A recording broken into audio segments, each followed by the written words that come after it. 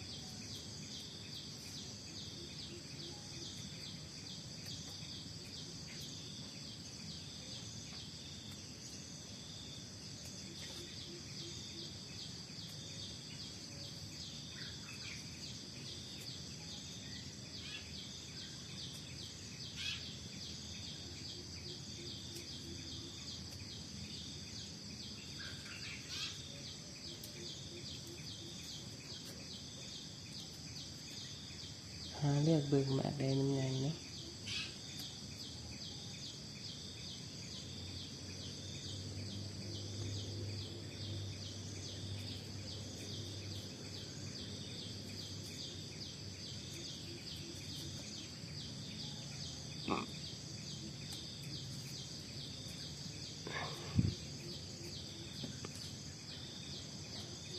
สำหรับมะเขือต้นนี้มันปลูกมาโดนเติบแล้วประมาณเกือบปีหนึ่งนะแต่ว่าหาก็มีโอกาสได้ถ่ายตอนกระติดหมากดกคือแนวนี้เนาะ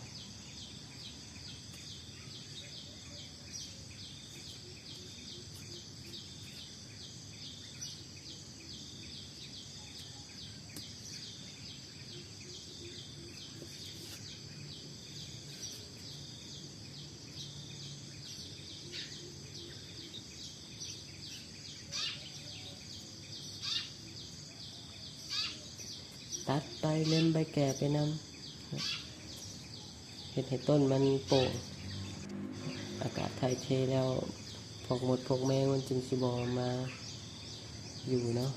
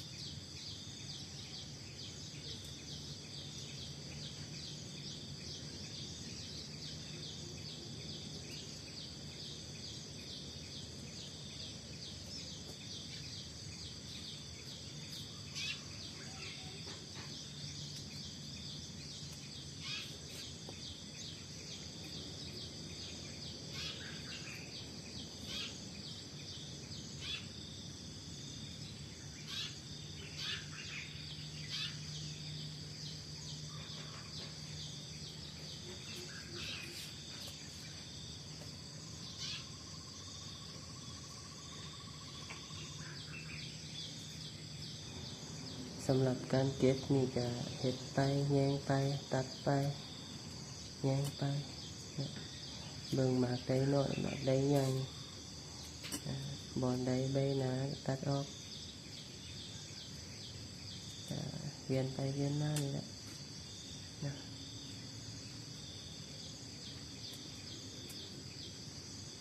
และนี่คือผลงานของมือนี้เนาะได้หมากใหญ่อยู่ประมาณ5 หน่วยส่วนที่เหลือก็เก็บเอาไว้ไม่นะสำหรับวันนี้บ๊ายบาย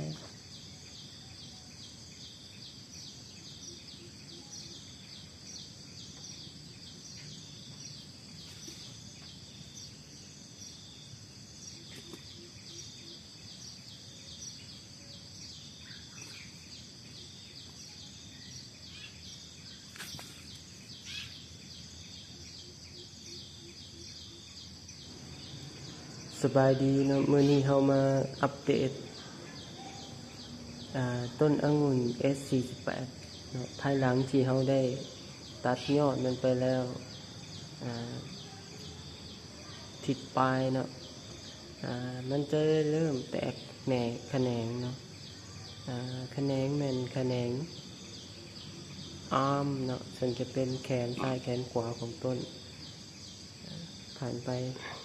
10 กว่ามื้อ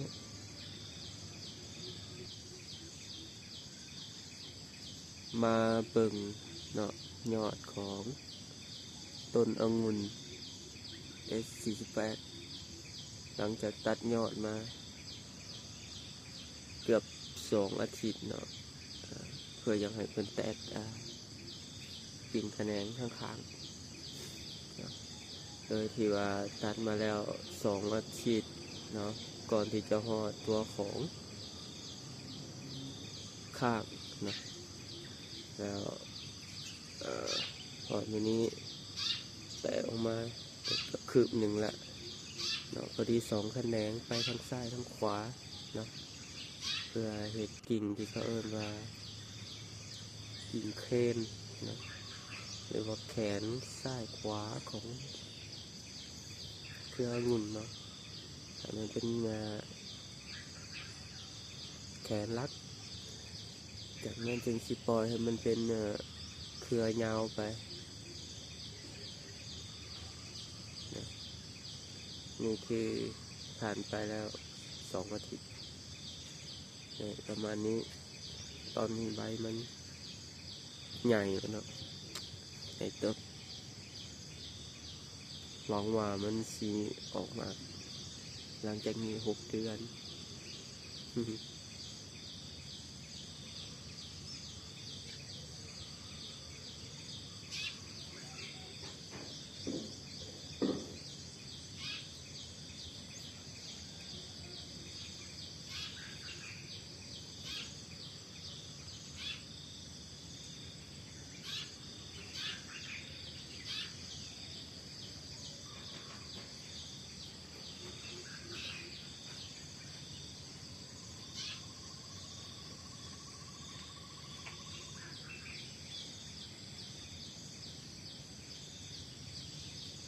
โอเคบ๊ายบาย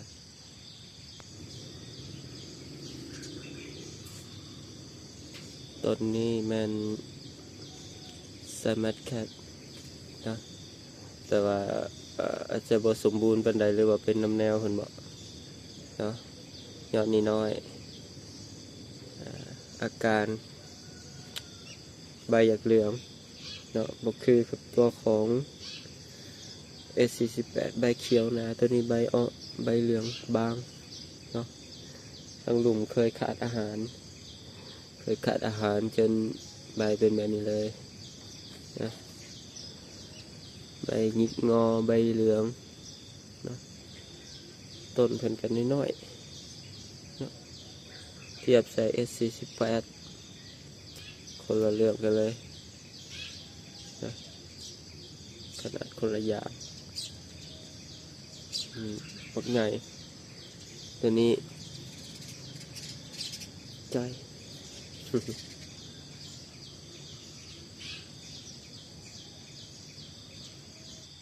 สำหรับไซมัสแคทตัวนี้เนาะ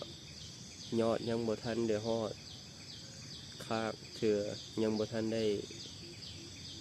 เด็ดยอดเนาะถ่ายอีกจักหน่อยเขาจึงเด็ดยอดให้มันออกกิ่งเครนเนาะ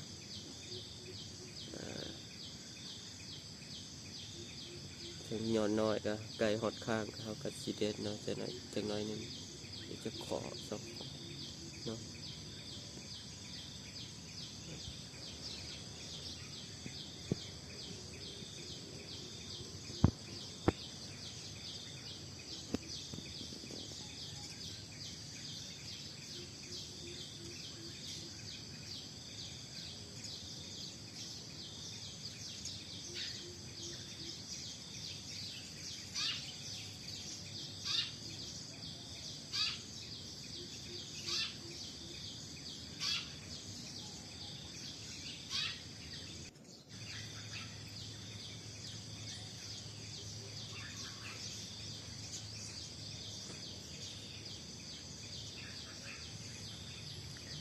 สบายดี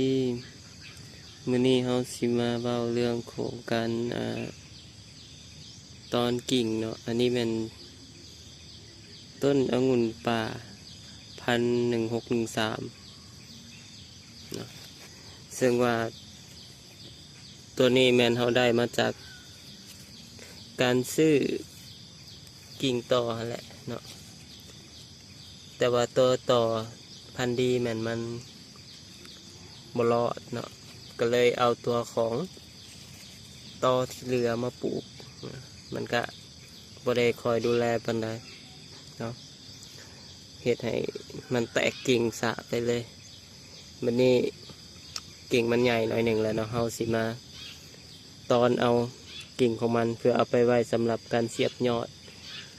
ต้นที่มันรอดเนาะเพื่อขยายพันธุ์อันหนึ่งก็มันประหยัดเงินเฮาเนาะทดลองแน่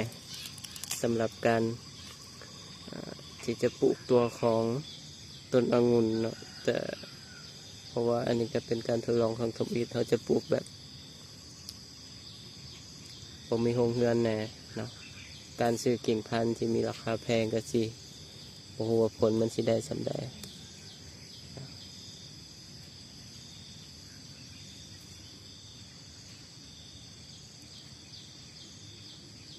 เลือกกิ่งที่มันน่าจะตอนได้เนาะแก่หน่อยหนึ่งแต่แก่ลายแล้วก็ปาดเอาตัวของเปลือกมันออกแล้วก็ขูดเนาะให้มันเห็นตัวกิ่งภายในมันเนาะในที่นี้เราจะตอนอยู่1 2 3 4เนาะตัวนี้ลองเบิ่งมันจะอยู่ได้บ่มันน้อยๆเนาะตอนอยู่4 กิ่งเขาว่าประมาณ3 อาทิตย์มันจะออกหากเต็มเนาะ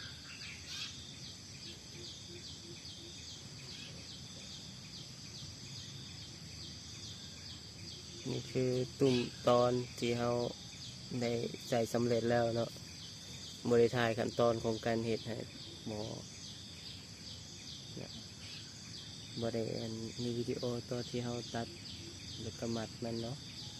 แต่ว่ามาเบิ่งตัวผลสำเร็จเนาะก็ตัดเครื่องทงยางเนาะแล้วก็แนบใส่ก็มัดให้แน่นบ่ให้มันตึงบัดนี้เรามารอทาเบิ่งอีกประมาณ3 หรือ 4 อาทิตย์เนาะว่ามันจะออกหากให้เราหรือบ่เนาะสำหรับคลิปการตอนกิ่งองุ่น1613ก็จบลงเพียงเท่านี้เนาะ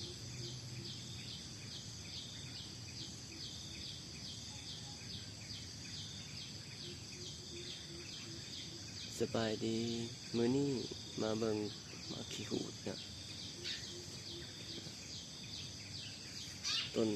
มาขี้หูดกำลังใหญ่เนาะต้นนี้แม่นต่อใส่กับต้นมะนาวเนาะ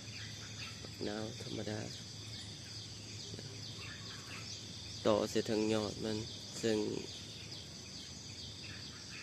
ต้นมะขี้หูดส่วนหลายมันค่อนข้างจะตอนยากเนาะหมากมันต้นมันติดหากยากดังนั้นจึงเอามาต่อใส่ตัวของต้นมะนาวเนาะซึ่งเห็นว่ามีการเสื่อมต่อกันได้ดีและก็มีหมากผลออกมาเนาะอันนี้ก็อีกอันหนึ่งซึ่งงาที่ต่อมันงากลางเลยมันเสื่อมจอดกันจนโมเห็นหอยว่ามัน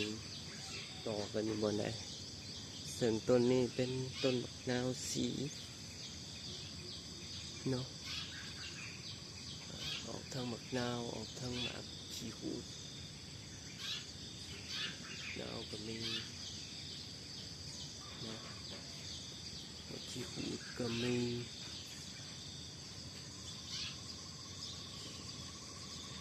นาวก็หาก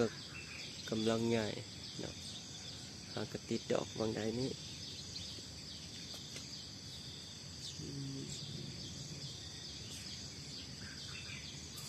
ตัวนี้ก็ มักนาวติดไม้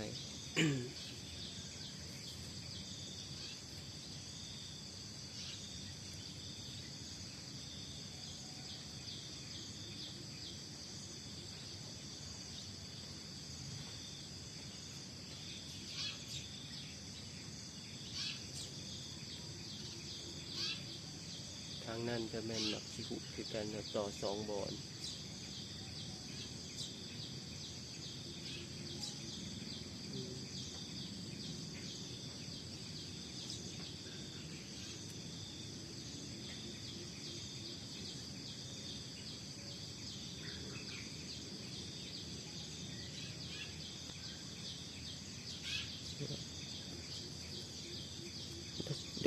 ดกเลย แต่ว่าข้อเสียคือเราปลูกกกหมักขี้หูใส่กกมักนาวเนาะมักนาวอาจจะบ่ได้หมากหลายคือเก่าเนาะเมื่อหมักขี้หูมันให้ผลผลิตสูงต้นมักนาวก็บ่ค่อยออกดอกเนาะอันนี้ข้อเสียเนาะแต่ตัวนี้ก็ปลูกทดลองแล้วนะ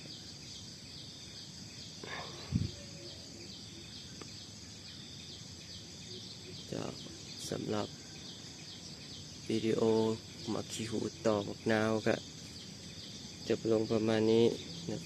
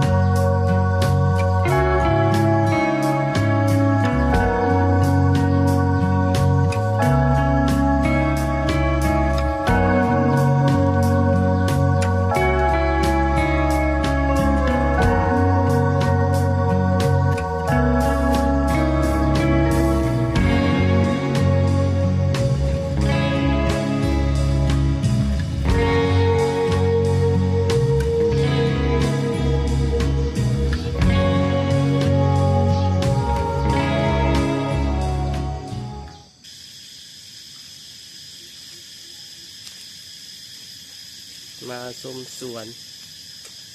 ไม่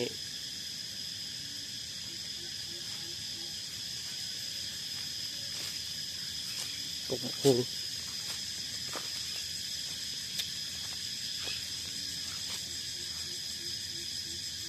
แนวบดกปะนะกำลังไง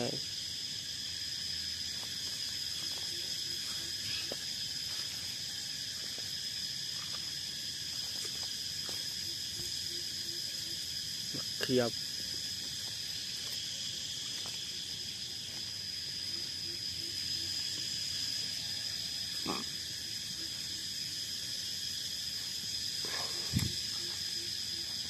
พิลา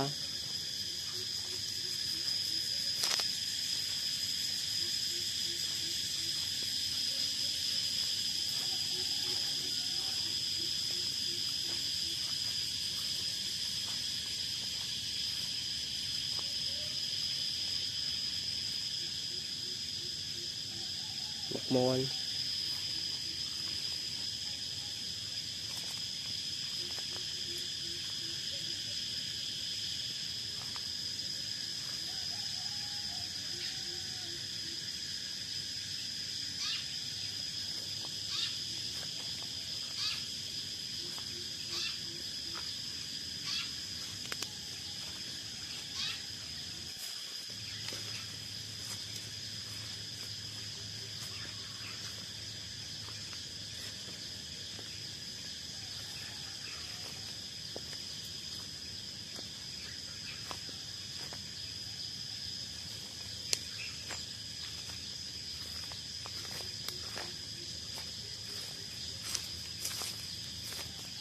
มาคิว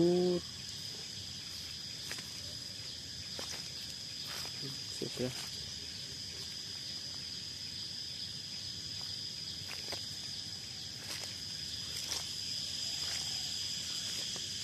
มีสวนไผ่น้ำ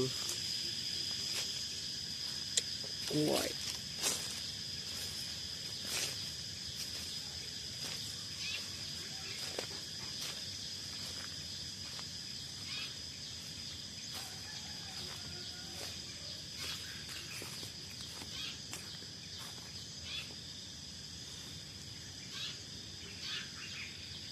หน่อไม้หน่อไม้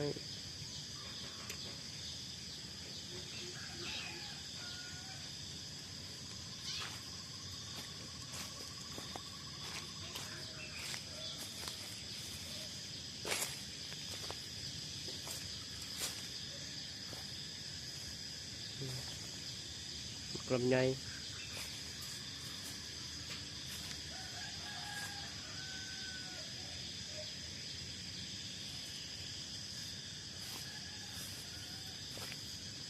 มะม่วง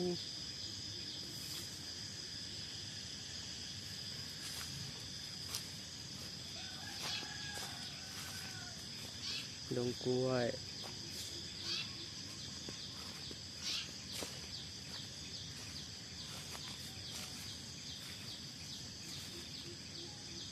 แข้งเกลือมะม่วงตามเคยเริ่มไร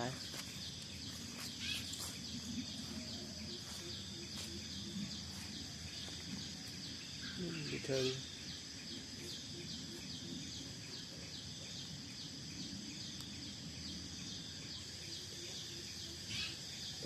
เป็ด